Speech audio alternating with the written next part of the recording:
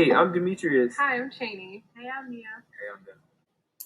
Our topic is Daoism.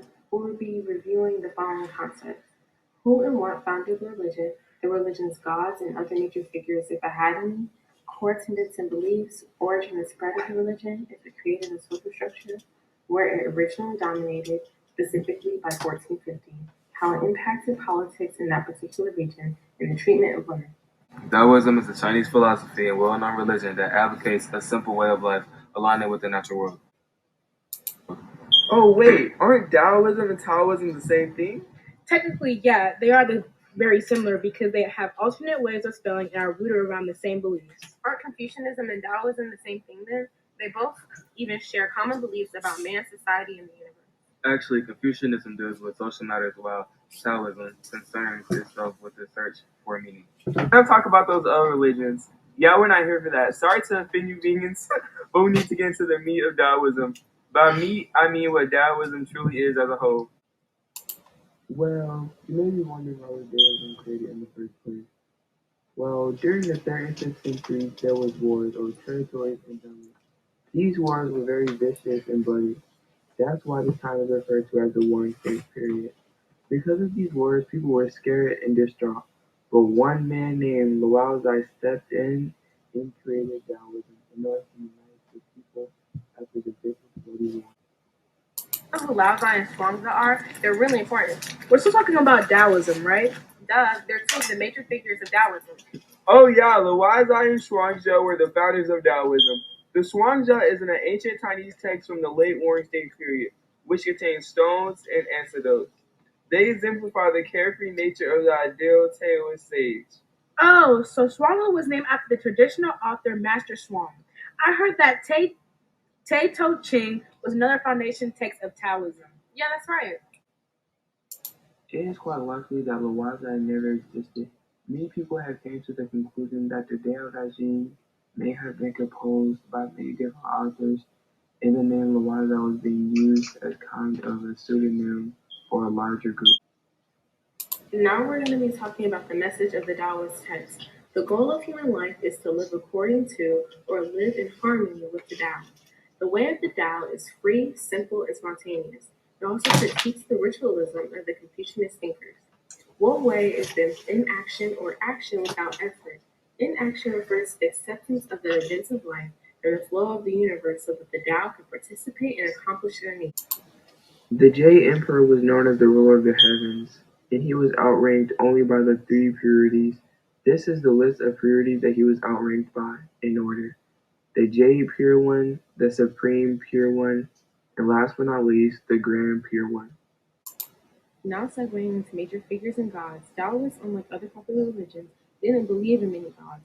One of the most well-known or revered was Lao Tzu, known as the personification of the Tao. They also believed in nature spirits, dragons, ancient legendary heroes, humanized plants and animals, and Hyson. A well-known group were the Eight Immortals, a group of legendaries who believed to know the secrets of nature. Now introducing core tenets and beliefs. The central concept of Taoism was to help people to realize that since human life is really only a small part of the larger process of nature, the only human actions which ultimately make sense are those which are in accord with the flow of nature. Daoists urged withdrawal into the world of nature and encouraged behavior that was spontaneous, individualistic, and natural. The major beliefs of Taoism were people should live in harmony with nature, people should lead simple and quiet clean lives, no interfering in affairs with others, for every action there's a good and bad reaction, and show love and compassion always. Well, you may be wondering, what does this black and white picture represent? Well, the yin-yang is the principle of natural, comforting forces, patterns, and things that depend on one another. The yin is the dark symbol on your right, and it is associated with everything hard, negative, cold, and feminine. The yang is the symbol on your left, and it represents all things soft, positive, warm, dry, and masculine. People fail to realize that Daoism isn't a religion with all gods. While this is somewhat true to a certain extent, Daoism is usually views and choice practices, and this last time to as religious daily. Now that we've talked about their beliefs, how about we talk about how it spread? Yeah, you're right. Taoism mainly spread because of Lao Tzu's followers. Taoists believed that their religion was right and were adamant on others following it as well. They genuinely believe that Daoism could calming and unity in a period of warring states. Remember when we brought Confucianism? Well, when Taoism spread to the Han Empire, the Emperor Wu changed it to Confucianism. Oh, that actually makes a lot more sense. It even spread west during Lao Tzu's travels on Silk Roads. That's convenient. Daoism also spread because of the Yongle Empire. The Yongle Empire promoted the belief system of Daoism because of its peak influence in China through political practices and acknowledgement of the perfected warrior, otherwise known as the Daoist deity. Daoism Anyways, let's talk about their social structure as a religion. They weren't necessarily harsh because they believed people should live in harmony and find equality. Due to this belief, women and men were treated equally through religion and socially. They believed in the way, aka Dao. However, their practice of legalism using harsh treatment and penalties resulted in their government being highly efficient and powerful, allowing them to restore this order in society. They often ignored political and laws and social laws and had a hierarchy of members and priests that the Tao religion would follow. The hierarchy considered beginners called demon soldiers, and their duties were study scripture and basic members. Their lower level priests were called demon clerks. Their duties were praying for the ill. Their higher priests, called librarians, their duties were to teach the tale of scripture. And their highest level priests, called head librarians, their duties were to run in for equality. Additionally, Daoism provided an ideology for peasant uprising, such as the Yellow Turban Rebellion, which imagined a utopian society without the oppression of the governments and landlords. By the way, scholars, if you didn't know this, you're not very scholarly. But the Yellow Turban Rebellion was a peasant revolt in China against the Eastern Han Dynasty.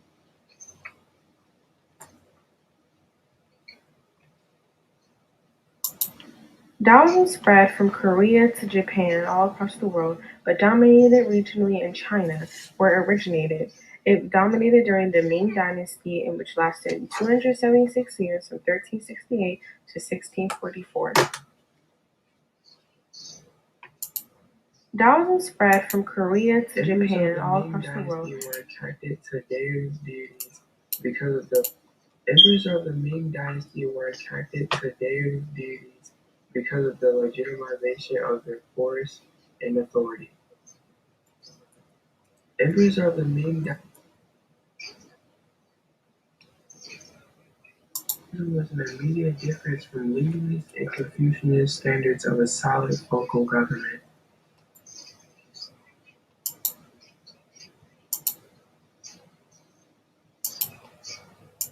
Taoism was a philosophy of universal harmony that urged its believers not to only stay at peace, but to not get too involved in worldly affairs. They practiced legalism, which is a theory of autocratic, centralized rule that harshly penalizes and disciplines its people for disobedience.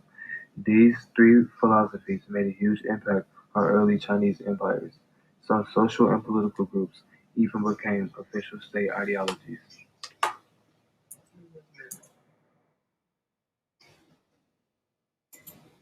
Let's focus more on the way women were respected and treated. In the religion, gender was neutral. The Yin Yang teaches that gender is equal and inseparable.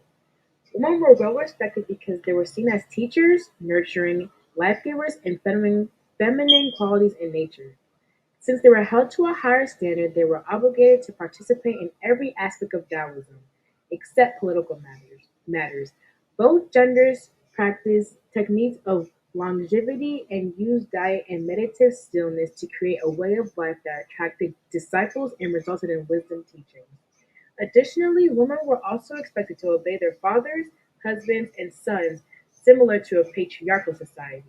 In general, women were respected more in Taoism, but not so much in the Chinese society overall.